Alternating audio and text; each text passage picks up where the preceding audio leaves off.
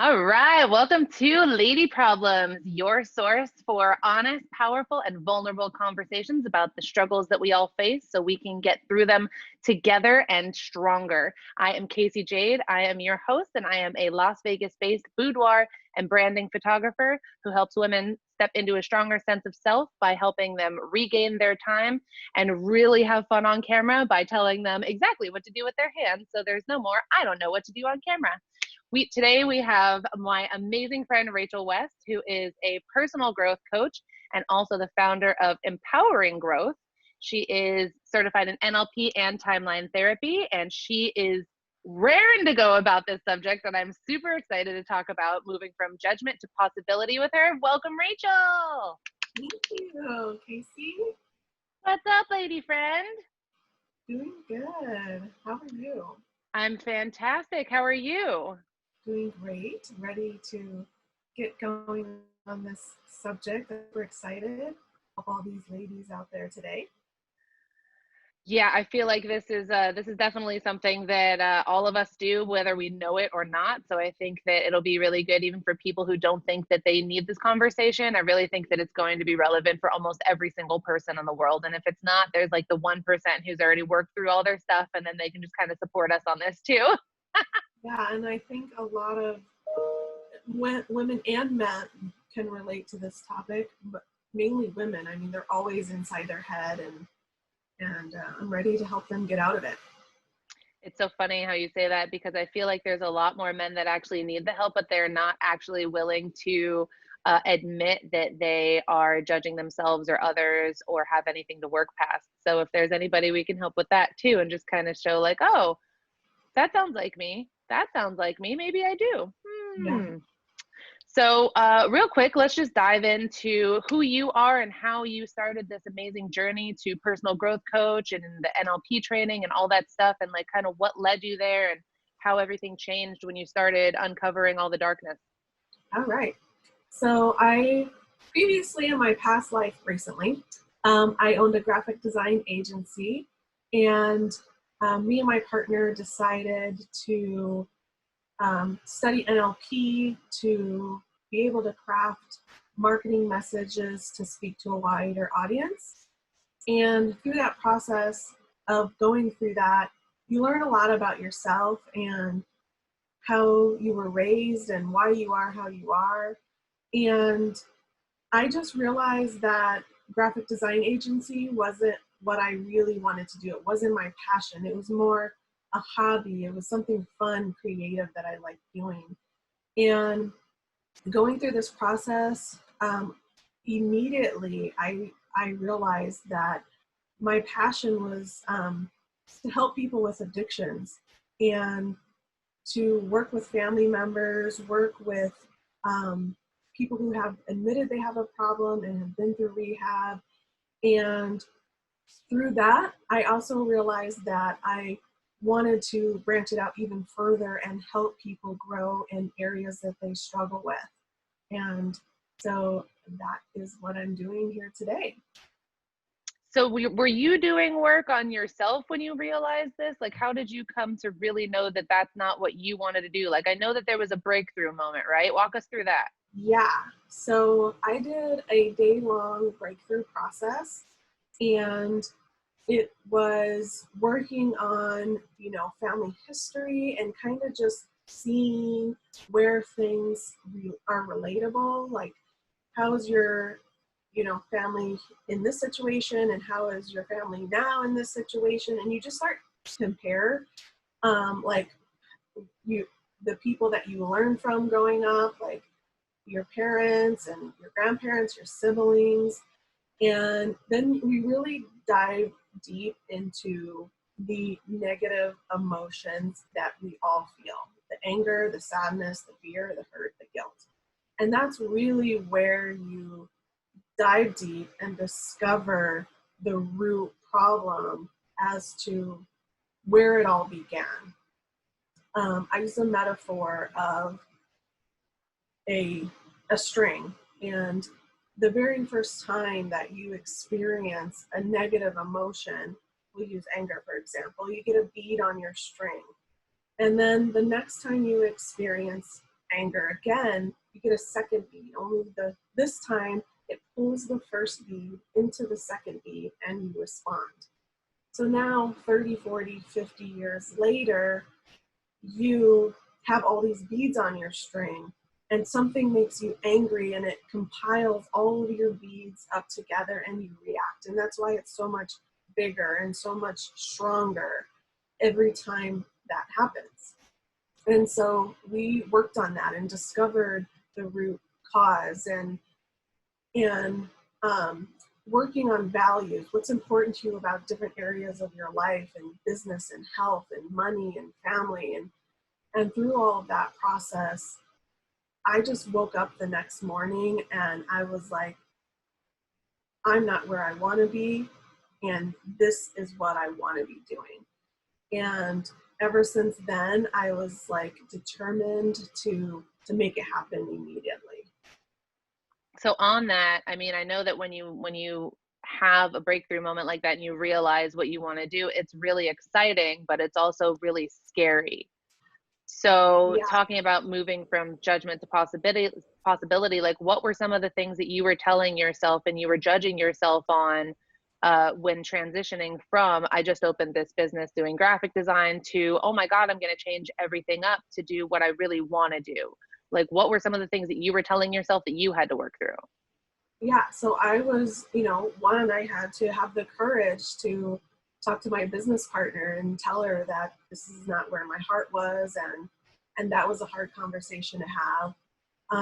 And just to get out of my own way, like thinking, what are people going to say? Like, how do you go from graphic design to personal growth coaching? And so those are some of the things that I had to work through in order for me to be where I am now. Well, and a lot of times there's a lot of like imposter syndrome, right? There's a lot of like telling yourself like, oh, well, I don't have as much training as so and so, or they've been doing it so much longer, or why would anybody want to listen to me, right? Yeah. Well, none of that is serving us in our higher purpose. Like if you know that this is where you want to be and there's people that you want to help, you're going to have to move past those things so that you can really live into that. And you're not going to live into the person who has all of these accolades and all of this experience unless you go through all of the speed bumps and you just push through and you go from day one to day wherever you go, thousands and thousands and thousands of days, but you can only have one day one, right? Yes. And It's so important. I have had those things pop up, and I've had to, do these techniques on myself to help them disappear. And I have thought, oh, well, this person has been doing it longer. And, of course I looked into my competition but I know that this is what I want to do. And I know that my experience is going to be different in my coaching approach than any other coach. And so that's why I am confident enough to keep going, even though I have some of those thoughts creep in from time to time. I am so proud of you for that. And that just means the world to me, because I do know that you have such a different touch that you're going to have people experience things in such a different way than other people. So I know that there's a lot of different modalities that people can utilize to work through limiting decisions and negative beliefs and emotions and things. Why did you want to do it with NLP and timeline therapy? And can you just kind of go in for anybody who doesn't know what both of those things are, and kind of just like what they are and how you really fell in love with those modalities? Yeah, so NLP is neurolinguistic programming, and it's a deeper study of psychology and the way that people think and process things. And so once I started to actually learn the techniques through NLP, and timeline therapy is a holistic approach in working with the unconscious mind and use of imagination and really getting to the unconscious things that we have that we aren't even aware of. Our mind is so powerful, and I describe it as a filing cabinet. Every event that happens in your life is stored in your filing cabinet, in your brain. And so the techniques that I use help you kind of manage and dig through and pull out what we're needing to work on at this moment. And also your brain is protective of you. So if you have things that you have repressed and you aren't ready to handle or deal with, it knows it and it won't present it to you until it says like, hey, maybe you need to deal with this first. And once you have done that, then I'll present this memory that you need to work on as well. So just learning how powerful the mind is and how amazing these techniques are and how the shift in your neurology, and you just feel it in yourself, you see it in somebody else's face when you're working with them. That's what made me really want to use these techniques in my coaching. Is there a way that you can know when you're working with someone if they're just kind of going surface level and they're really not getting to, just like you said, like whatever came before? You can, yeah. There's ways in you looking at facial features to see if somebody is telling the truth, if there's more. And it's some of the techniques that you learn in watching eye patterns and different things, you know, like their cheek colors and things like that, to be able to read a person in order to help them. And you also remember the brain is there to protect you. So if they're not ready, it's my job not to push them. I might want to try to push them a little, but if they're like, hey, no, I'm not going there, then that's when you need to know when to back off so you don't push them further than they're ready to go. So I feel like these really help you work through a lot of things versus conventional therapy where it's a lot more talking through possibilities and like roots of things. So what would you like, who would you suggest do these type of do NLP or timeline therapy versus just regular like talk therapy? So it actually goes right along with it. So if somebody was using a conventional therapist or a counselor or something like that, this would just coincide with it. It would dig deeper. It would get to the root, where most therapies that I know of don't just go that deep. It's almost that surface level and just letting people share what they're ready to share when they're ready to share. Mhm. Well, and it's funny too, because I'm sure that a lot of people that you work with, like they don't really know exactly what they have to work through because they're focusing not on the actual problem. Because just like you said before, most of the problems stem from the first time we felt an emotion and then we add on, it all kind of coagulates together so that then we have this kind of straw that broke the camel's back reaction to something seemingly very small, but it was all building up from one starting point. Yes. Um, So that's the thing. If you're part of the problem, you can't be part of the solution because you don't see it. So that's why you need somebody who can help you to go to those places that you need to go in order to move past them so that they no longer hold you back in life. So like you're talking about on a bead, right? Like a bead on a string. So when you go back to that first episode of feeling or that first emotion, when you get to work through that, do all the other beads drop off then? Yes, kind of. I mean, I don't know that necessarily that they drop off, but so what happens is we are taught or we are programmed to see the negative, to focus on the don't, wants. And so that's what's happening. When you experience anger, you're taking all the lessons from that event and you're taking the negative and carrying it with you through life. And that's why it's so explosive now that you have something small makes you angry. You get cut off, you know, on the freeway or something, and you just fly off the handle. It isn't because the person cut you off. It's all of that deeper built up negative emotion that you carried with you. So when we go back and we find that first event and we see the positive in that, then yes, you carry the positive in every single event after that back to now. So now going forward, you have all the positive learnings in your events than the negative ones. So you're kind of reframing then when something that would make you angry happens, you then go to a different emotion versus angry. You would know how to respond differently when something makes you angry. You're still going to feel it. We're human. You'll just know how to respond differently instead of reacting to it. Interesting. So it's really, really interesting.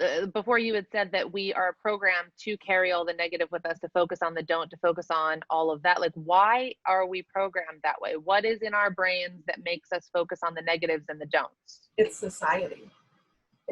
We're born, when we're born, we're a clean slate. Our mind, our brain knows the least resistant path to success. So we could, be born flying. But what happens is our parents and the people around us, whoever is influencing us as we're growing up, that's when the negative beliefs, the negative emotions come in, the limiting beliefs. You try to climb a tree and you fall off and you get hurt, and you get up and you say, ow, that hurt. I'm never doing that again. I can't climb trees. And so you carry that belief, I can't climb trees, the rest of your life. And so it really has to do with ages 0 to 7, your infant years, what's going on during that time period. And just, you're going to school and you're learning from teachers, and it's the influence of others that makes us carry the negative emotions. And our parents were born, we don't have a manual. I have a daughter, and I didn't get a manual from the doctor that says, this is how you raise your daughter. Would it make it easier? I don't know if it would or not, but parents do the best they can with what they know, and they know what they know from their parents. So it's just this evolving learning for parents. And so that's how we get programmed to carry the negative. Because from when we're born until age 6 or 7, we're in the theta wave state, which is where when we see our parents make a reaction or make a decision, that's what we think is true. Like, that's how we think we should react. Yes. That's how we should respond. So whatever our teachers do, whatever our parents do, whatever our church leaders or whoever else is in an authority position in our lives, however they react is how we think we should react. Yes. And something that people don't often realize too is that we also store emotions from when we are in our mommy's stomachs, in the uterus, right? Like, I actually had an emotion that was trapped from my mom that actually got in me somehow that I wasn't aware of. Yeah. And so that can actually mess us up for a while too. And it's not even from us, it's from our mamas. Yes, that happened to me too when I was doing my breakthrough process. I can't remember specifically what emotion it was. I want to say fear. When we went back, traveling our timeline using our imagination and the holistic techniques, it was when I was 3 months in my mom's stomach. So right about the time you find out you're pregnant, right? And that was fear. So she must have just felt fearful, second child, what am I going to do, unplanned. And so I felt her fear, and that was my first experience with fear. And it's just like same thing with the nutrients, right? We get all our nutrients from our mom and the uterus and all that stuff. And like, it's the same thing with emotion. So that really was an amazing moment to me, that when I found out that emotion could be transferred in the womb, that was really powerful. And so when you are carrying these things with you that feel like they're not your own emotions, they might not be. You could have picked them up from the 0 to 7, from someone else, from the womb, from all these other places, and you're having to kind of carry this emotional backpack that's not even yours. Exactly. So, so how long ago did you start like delving into the NLP world and really getting, like, asking yourself questions and really digging through things? And how long did it take you to do the work that you needed to do? So I first learned about NLP in December of 2017. I did a boot camp, and that's where I learned about NLP and what it was. I didn't know then until I had completed everything in the fall, in November of last year. But from that moment at the boot camp, I began getting pieces of a puzzle. It's like I didn't know what the puzzle looked like, but I was getting pieces here and there.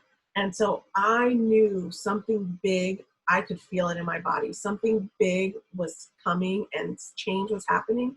And I thought it had to do with RachelWest. I'm like telling Anna, I'm like, we're going to be big. Something's coming. And I feel it. I feel it. And you could ask her. I was just saying it over and over. And so immediately I felt the shift just from a boot camp when I hadn't done any of the techniques or learned any of the language yet. So I knew, then I went on to actually learn it. And I knew on day 2 of my training out of 35 days that I wanted to do this. Just watching the trainer, and it was just so amazing. Seeing the transformations in the class, not knowing anything and feeling internally what was happening. It's like an experience. I don't even know how to explain it. It's just an amazing feeling. And then over time, going over through all of the classes, it just kept getting stronger and stronger and stronger. And I kept getting more of the pieces. And then it was the breakthrough that did it, that 11 hours just focusing. And I struggled kind of through the classes. Like, I don't know if this is really working. I don't really know. It was that breakthrough. It just like put it all together. And yes, it had been working the whole time. And I, promised myself that I was going to play big and full out for this breakthrough. And I did. And it was life changing. I came out of it, like I said, the next day. I knew the next morning. 11 hours is a lot of work. That's an emotionally draining day. Yeah, but compare it to your life. Yeah. It's not really that long. No, what's it worth? But I just think doing all that work. So like, did you hear something? Did you feel something? Did you see something? Like, what did it feel like when you had the breakthrough moment? How did you come to realize it?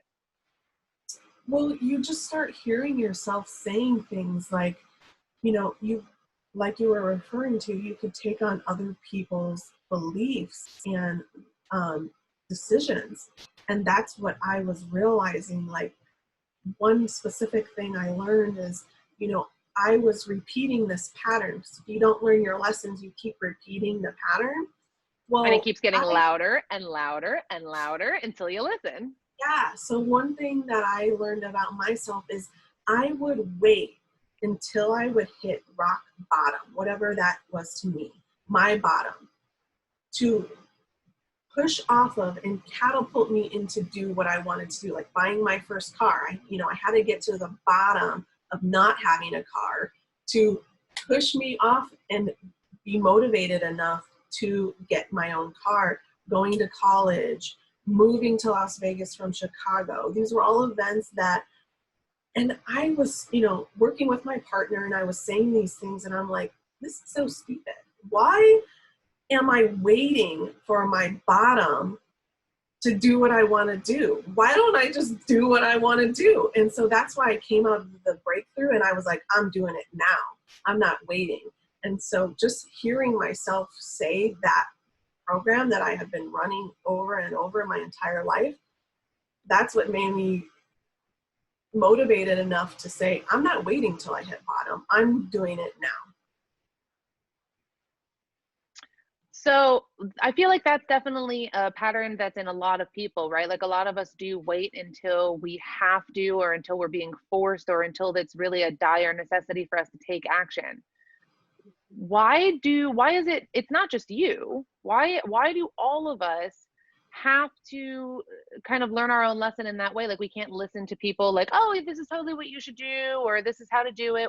A lot of us have to hit some sort of rock bottom. Why is that?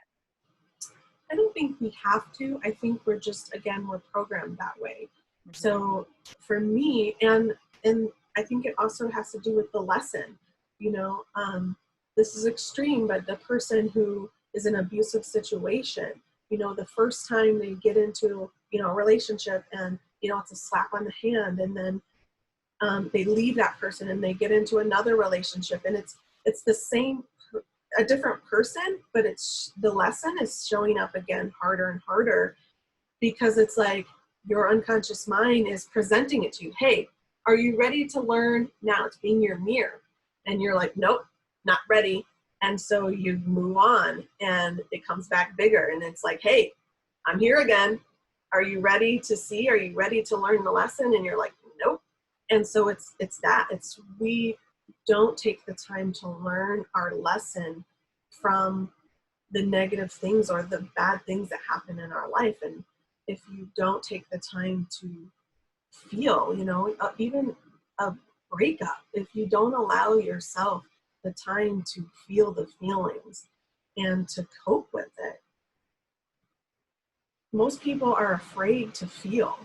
They just want to numb it or forget about it, make it go away. And it's really about allowing yourself to feel with whatever it is that you need to feel at the time. Well, and a lot of people that I have had conversations with in the past have really wanted to blame external factors versus looking into themselves about what's happening. And they really want to believe that it doesn't have anything to do with them, anything to do with what they're attracting. And that's a really hard transition to go from, oh, the world is doing this to me, or this is happening to me, not I am attracting this, not this is something I have to work through, not, oh, what am I doing or what could I be doing differently to attract a different result. And I think that was really where my mind shifted, was when I realized and I got quiet enough with myself to know that everything that was happening around me was a direct result of what I was putting out into the universe and what I was focusing on. And I know we wanted to talk about what we focus on. So I think that that's a really kind of good digression to start talking about like how we're framing things and what we're focusing on, because our brains don't process negatives, right? Like, I went rollerblading with one of my besties and my lover, Danny, and he was saying, don't fall, don't fall, don't fall, don't fall. And I was like, hey, wait, like, don't focus on don't fall. Let's focus on make it, make it, make it, make it. Because instead you're focusing on what you want to happen versus don't, which your brain doesn't hear, and fall, which is the thing you don't want to happen. So if you have the word in there, you are more likely to have the action result, even if you put not or don't or whatever in front of it, correct? Correct. Yeah, it's like, when you're a kid and your parents like, don't touch the stove, it's hot, and the kid touches it because you're saying don't, and your unconscious mind, your brain cannot process that not, so it hears touch the stove, it's hot, so the kid touches it. Or don't squish the bug, and splat, and it has to do with because the way that you're saying it. So if you focus, I know I've done this so many times, like, I don't want to forget my cell phone when I leave today, and I'm halfway down the street and I have to turn around and come back because I forgot my cell phone. But if we reframe the way that we say things, and you say, I want to remember to get my cell phone when I leave the house, you will remember. Whatever you focus on is what's going to happen. So I don't want a failed relationship. I don't want a failed relationship. I don't want to fail. If that's constantly what you're running in your mind, that's what's going to happen. It's going to fail. A lot of my friends I hear say all men are assholes. So they're going to attract that. Right. It's the law of attraction, really. Mm-hmm. Whatever Absolutely. you focus on is what's going to come back. Well, and that's how you were saying with the techniques and the language in NLP. I know that there's a lot of things that we try to take out of our language. I'm sure when you go through those courses, like can't. You want to talk about can't? Right? Yeah, can't is the same as don't because it has the not, cannot. Yeah, so anything that has a not. Or no, not, that was it. Try. There is no try. That was it. That was it. Try. There is no try. You're either doing or you're not. There's no such thing, I'm like, here, try to do this. Are you doing it or are you not doing it? There's no such thing as try. It's doing or not. Mm-hmm. And those are part of the things that you are reframing when you're going through these trainings and classes and modifying your brain and how you process, right? Yeah, you're just listening to the words that you say, listening to what other people say, and reframing how you're processing what's being said.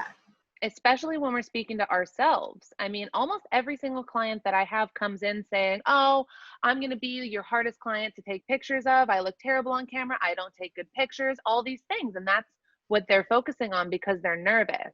But if you take that nervous and just flip it to the happy, it actually can be excited, right? Because a lot of times we exchange those two emotions and we don't know which one it is. And we think it's nervous. So we focus on that, the nervous, the anxious, versus being excited about something and not, and it's just being the fear of the unknown. It flips it to the anxious. But if you can get really excited about something, the outcome is definitely more likely to be positive. But when we're focusing on all these things and how we say everything to ourselves, we would never speak to our best friend the way that we speak to ourselves. Yes. So if we can start speaking to each other and ourselves as we speak to our favorite people in our lives, only good can come of it. So really, like, what do you have to lose by changing how you're speaking? You don't really have anything to lose, but you have a lot to gain, but it's a huge process to start by listening to the words that are coming out of your mouth. That's really, I feel like I am pretty aware now about a lot that I say, but I still let things escape and I go, "Oh, wow, I just said that. Listen to what I just said. How's that serving me?"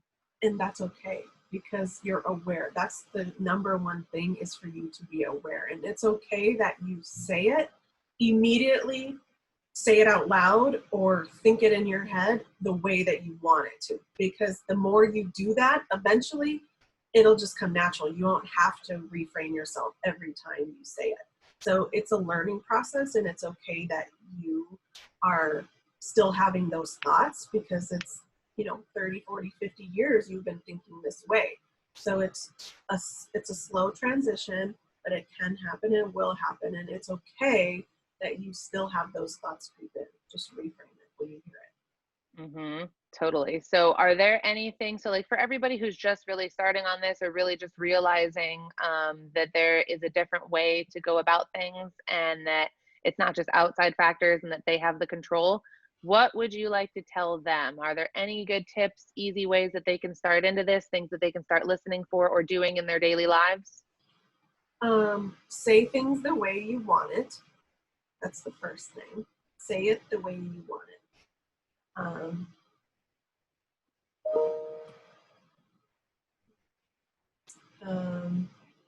I lost my train of thought.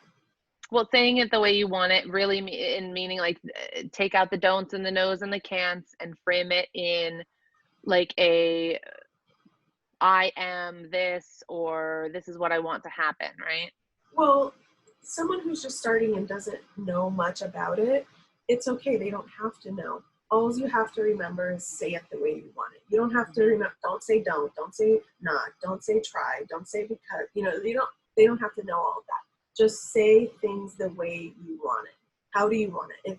If you say something and it's a not, I don't want my business to fail. What do you want? What's the opposite of that? So that is the easiest thing, and the number one thing that people can start doing right away is just remember that phrase. Say it the way you want it.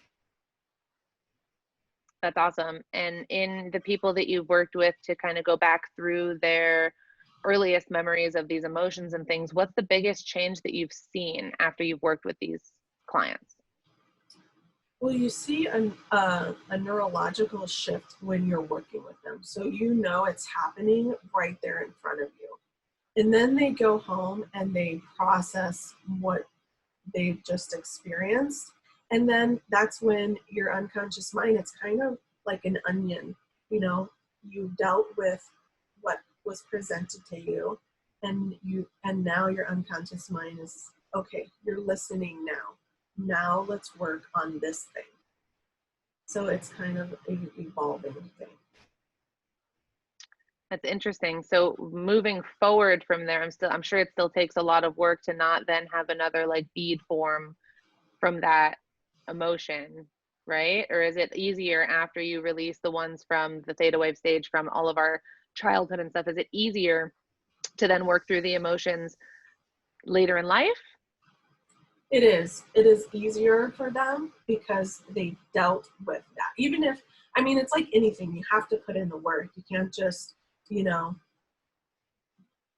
learn something and then sit at home. You have to actually do.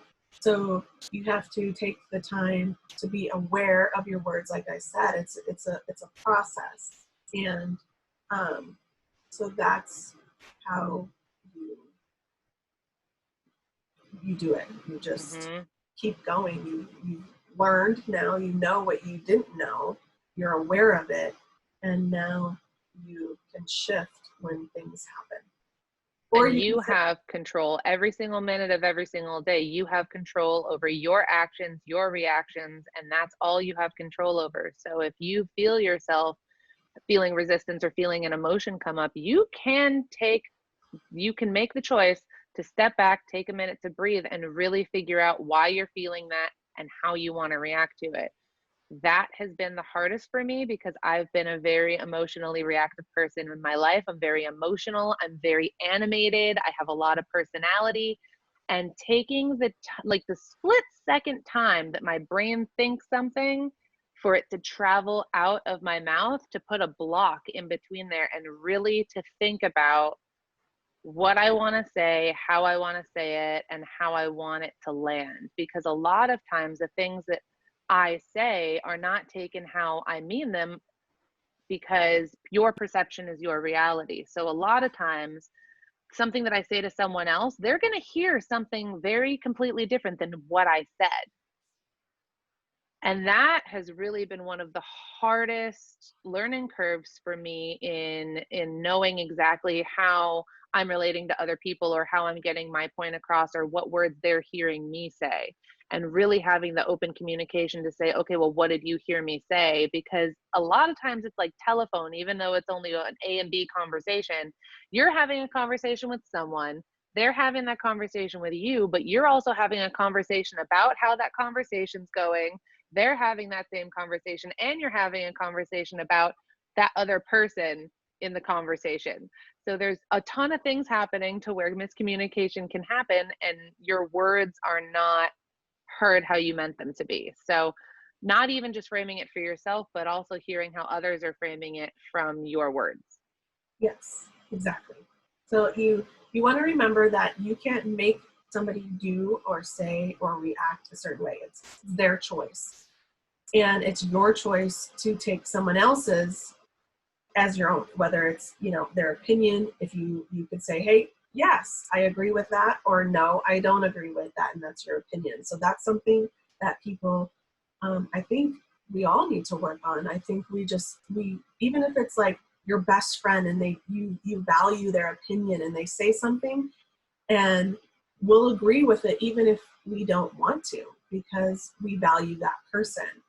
So if we remember that it's our choice, no matter who it is, to take it on as our own or not.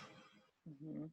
I think that really spurs some tough conversations. And I really think that that requires a level of being okay with having difficult conversations and maybe confrontational discussions, but keeping them as lighthearted as possible, and really just being communicative about what you're feeling in that moment, and having responsible language instead of saying you this, and kind of just framing it as, this is how this made me feel, this is what I'm going through, this is how I saw it, this is what I heard.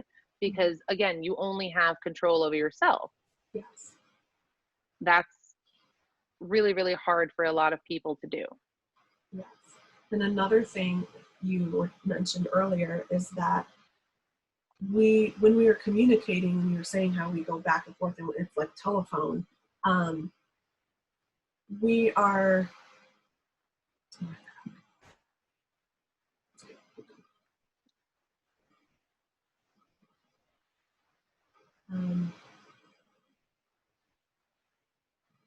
I lost my thought on that. Something about telephone. You'll get it back. Yeah, it'll come back. Well, let's talk about limiting beliefs and what those are, because I know that there's so many buzzwords, right? I hear do the work, I hear limiting beliefs, I hear limiting decisions, I hear negative emotions. But like doing the work, it's not just sitting in a room quiet and meditating like Buddha and then coming to this beautiful realization, right? There's a lot more to doing the work, and that has to do with what limiting beliefs that we are telling ourselves constantly, right? Like the biggest ones. It's easiest to work through what we repeat to ourselves all the time so that we can get rid of those and then work on the smaller ones, right? So what would a limiting belief be, or a limiting decision? What's the difference between a limiting decision and limiting belief? Same thing, pretty much. Okay. Limiting decision, limiting belief, they coincide. Jargon. So basically, if I said, I'm not smart enough, and I'm aware, I just thought I am not smart enough, so let me reframe that. I am smart. And then I step back and think, but wait a minute, that's not true. I'm not smart. You know, that little argument that goes back and forth when you really don't believe, like, oh, if I say I'm a millionaire, you know I'm not a millionaire. That's a lie. You know, that kind of voice that goes back around. And when you take one action step to move towards that goal, no matter how small it is, that's how you can release that limiting belief or limiting decision and make it a reality. So you're telling me that I keep telling everybody around me that I'm clumsy, which has been a reality for me my entire life. I literally burned my hand getting pizza out of the oven the other day, and I have this little guy to remind me about that. But do you think that if I reframed it, that I could learn to not be as clumsy? Yes. And would that be the only work that I have to do is reframing it, or would I also have to work on something else? Like, is it just the way we talk to ourselves, or is it also taking action to remedy things that we think that we are? Yeah. So when you're like, oh, I'm clumsy. Well, one, I would, yes, definitely stop saying that and reframe it differently. Because what happens is your mind goes, oh, I'm clumsy. I know how to do that. Fall down the stairs, burn your hand. So that's what it does. So if you start saying, like, even my daughter, she was so focused. Somebody told her not to step on a Christmas ornament or she would cut her foot with glass. And that's all Christmas was over. The ornaments were down. It was like February. And she was still talking about, I don't want to step on ornaments. I don't want to cut my foot with glass. Like, that's all she was focusing on. And she went to get something out of the refrigerator. It was glass and it broke and it cut her foot. It's like, whatever you focus on becomes a reality. Wow. Yeah, so I really think it has to do with your mindset. If you can start reframing it every time you hear yourself say, I'm clumsy, immediately reframe it. And I think that's the key to being, I don't know what the opposite of clumsy is, but not clumsy. Oh, that's a good, you know what? That's going to be my homework, figuring out what the opposite of clumsy is. Balanced? No. Graceful. Graceful. Yeah. I am graceful. There you go. That's awesome. Well, so are there any limiting beliefs that you're still working through today? I think worthiness it's a big one, and I've come a long way. But it's still there, and I'm working through it, and I'm aligning myself with positive people. I'm working with mentors, so people who have been through the process, and I'm doing what I'm told and I'm doing the work. And so I think as I begin doing things, my confidence is going to grow every time, and the worthiness is slowly going to fade to none. You know, that is the biggest limiting belief that I have heard out of every single one of my friends and clients' mouths is the worthiness, the confidence, the feeling good in my own body, feeling confident in what I'm doing every day. And it's so interesting too, because they say that the most attractive thing on a woman is confidence.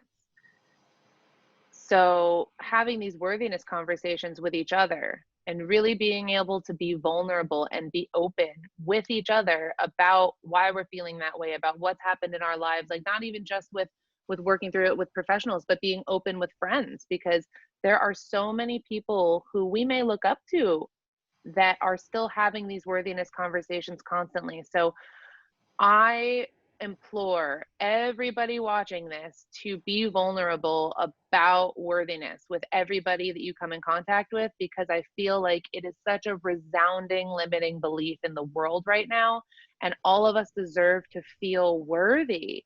I feel like that is something that should be ingrained in us, because we are these beautiful, majestic beings on this planet. We are obviously worthy of life. Look what was instilled in us. So this is what we have, and we're worthy of anything. We're worthy of anything that we could put our minds to, but we don't feel it. We let the world get us down. We let the news get to us. We're afraid. We're afraid of failure. We're afraid of success. We're afraid of the unknown. We're afraid of judgment. We're afraid of all these things. And it's so much to deal with at the same time. So then we just avoid it, and we go into our shells, and we stay in our comfort zones, and we're like, this is my lane. This is where I'm comfortable. This is where I feel like I'm okay. But we are still telling each other these things. Oh, worthiness is so hard to deal with. And I feel like I try my hardest to be this big ray of love and sunshine with everybody that I come in contact with. And if I could just make one change in the people that I encounter every day, it's to make them feel seen, make them feel a little bit more worthy, and make them feel like they are important and interesting, and that they deserve more than they're allowing themselves to have. And it's such a hard mission to be on, I feel like, but I feel like you and I are on two of the same exact missions, and we just have different modalities, right? I Yeah. feel like, and the more I learn about this stuff in these worlds, I feel like I'm getting more tools that I can utilize in my photography sessions. And it has nothing to do with doing internal work, but it really does, because without feeling confident internally, you can't see that on their faces. You can't bring that out of them and bring their personalities out behind the lens. So I feel like that's why I'm so interested in this world. And that's why Lady Problems is a thing, because I want to bring all of my amazing friends on to discuss the things that we can help each other with. And I know that all stemmed from like the worthiness thing, but it really is so important for all of us to really dig deep and really look at that word and see where we fall on the spectrum, and see if we are feeling worthy or if we're not. And I think that that's one thing every morning that I focus on is worthiness. Because if I can feel worthy during the day, a lot of the other limiting beliefs fall away, because that's the biggest one. Yeah. It's like an avalanche thing. If I can let the one go, then the little ones are a lot easier to deal with, right? Yeah. And I think a lot of people don't, like you said, hide in their shell and don't talk to people because they think they're the only ones. They think like nobody has it like me. I mean, they just get inside their head that self-sabotage, that negative self-talk that we're talking about, and they don't think anybody else has the problems they have.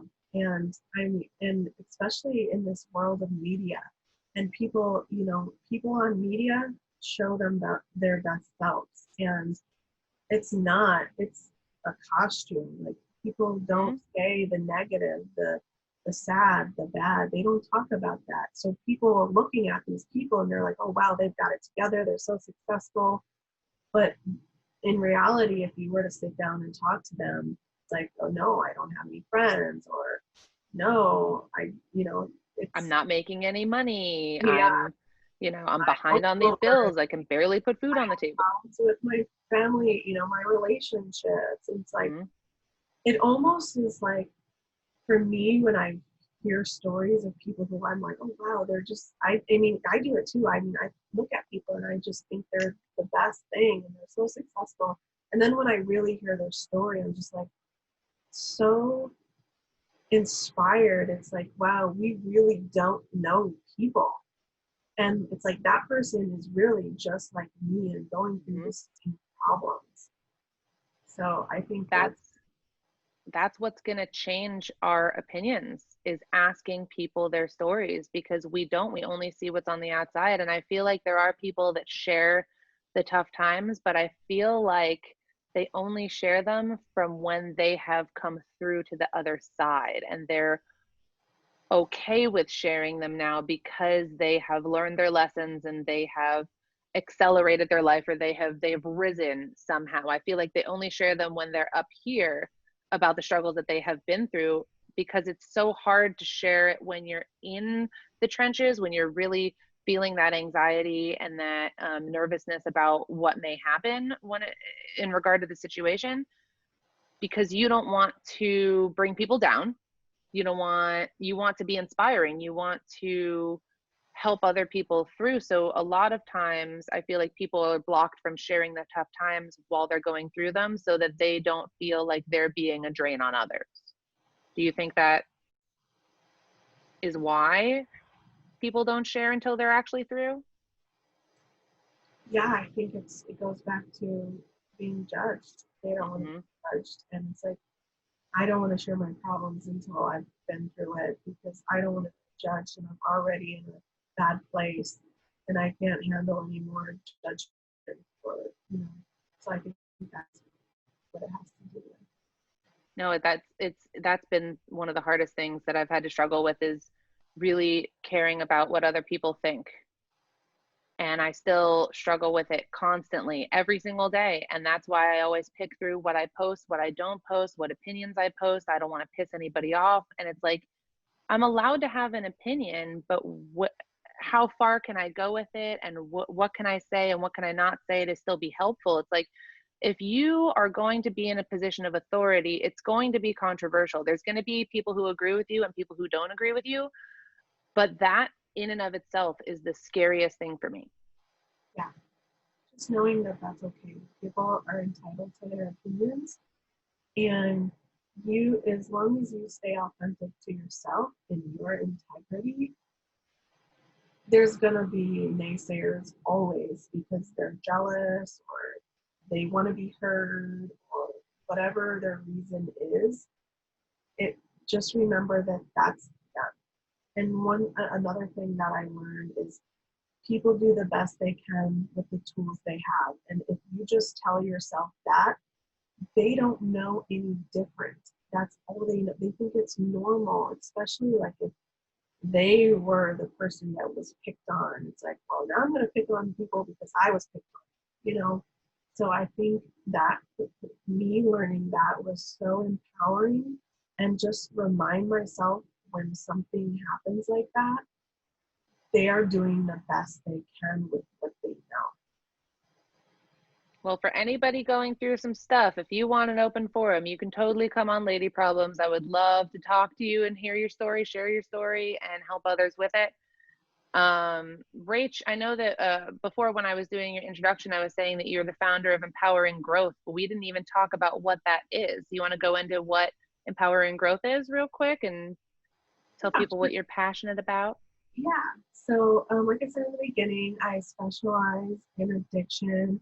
A lot of my family members have addiction, so that's where my passion is. And I want to work with a family member, somebody who's like me, having to witness it, dealing with the emotions. You know, they're sad for this person. There's some guilt, like, how did this happen? There's some fear, like, I hope they don't hurt themselves, or, you know, and there's really nothing we can do with somebody who has an addiction until they're ready to do it. So working with the families is a really a mission of mine to do, and to work with people who have been through their addiction. This comes from, my mom was married to this guy, and he was a narcotic user, and they had met 3 years into his sobriety, and then 7 years into their marriage, he relapsed into addiction. So 10 years sober, he relapsed. So that experience in my life and made me want to help people reprogram what internally, like I had, that keeps running no matter what. Even though they said, hey, I have help, they've been through the program, now how can I help them rewrite internally? They've learned externally how to deal with it, so that they don't have that problem. And through that process, I opened my coaching business, and I started attracting people with relationship problems. And so I stepped back and I looked like, yes, addiction was my focus, but I'm attracting this. So now I've opened up empowering growth and helping people grow in the areas that they're struggling with. It's their health, it's their relationship, it's their addiction, it's their money, it's their business.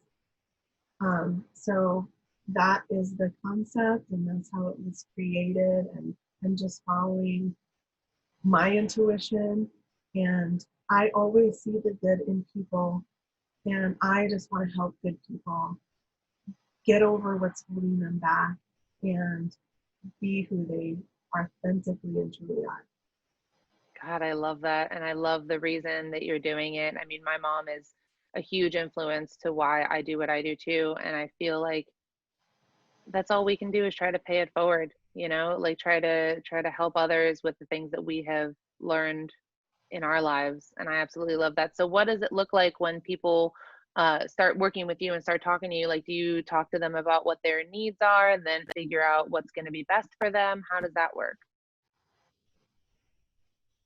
Yeah, I kind of have a conversation with them, one, to see if they're ready. There are some people who are saying like, hey, I'm ready, but deep down they're not. So it's again using the body language to see if there really is that need and desire to change.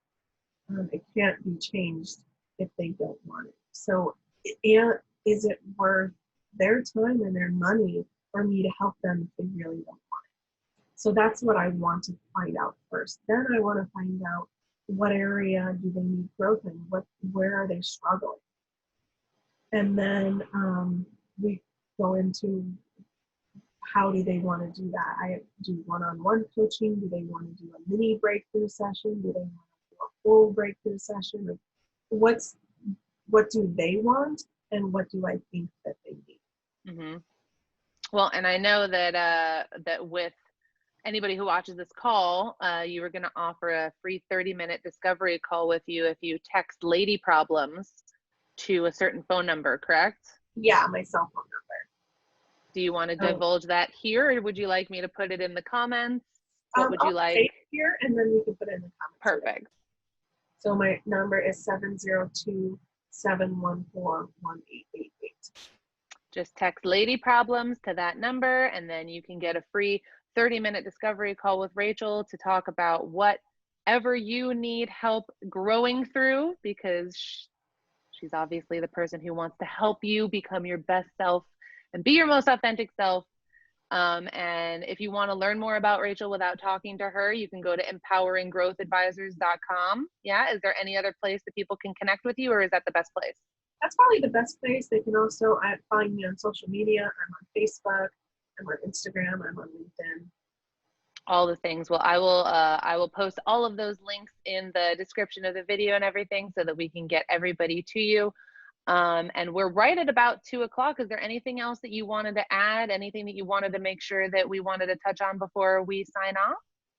Nope. I just want people to remember to focus on what it is that you want, and remember that your possibilities are endless when you let go of judging yourself. So powerful. And especially in when you said that you were working, what your passion was with working with people with addiction and the family members of, and there's so much judgment there. I have a ton of friends and family and everything that have dealt with, first person or, an auxiliary thereof. And there is a ton of stories that we tell ourselves constantly. So I can't wait to see all of the lives that you change with regard to that and everything else that you have been attracting into you for the growth. But thank you so much for coming on, Rachel. Such an amazing conversation. I love delving deep into this and hearing your story. And I really, really hope to have inspired some people to really change the way that they speak to themselves and to have some breakthroughs and do some work so that they can get to where they want to be and live the life that they really deserve to. Thank you so much for having me. Thanks, Rach. I'll talk to you guys soon and next week on Lady Problems.